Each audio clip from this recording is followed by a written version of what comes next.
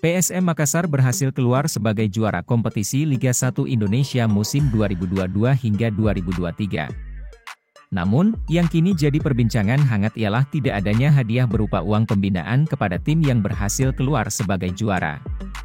Dilansir Fajar.co.id dari akun Instagram pengamat sepak bola bahwa juara Liga 1 tidak dapat hadiah uang sama sekali.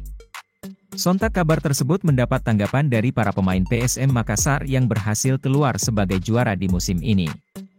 Bahkan di regulasi pun tidak ada keterangan yang menyebutkan hadiah uang tunai untuk tim juara. Hanya kepada pemain yang berhasil meraih gelar individu. Unggahan itu ikut dikomentari beberapa pemain PSM, mulai dari Yance Sayuri, Ramadan Sananta hingga kiper Reza Arya Pratama. Sebenarnya bukan pada musim ini saja peraih gelar juara Liga 1 tidak beri hadiah uang. Pada musim lalu, Bali United yang juga keluar sebagai juara juga tidak menerima hadiah berupa uang. Sontak kabar tersebut pun mendapat tanggapan menarik dari para netizen pecinta sepak bola Indonesia. Banyak dari mereka yang mempertanyakan uang denda, hak siar, sponsor dan bantuan dana dari FIFA itu dikemenakan.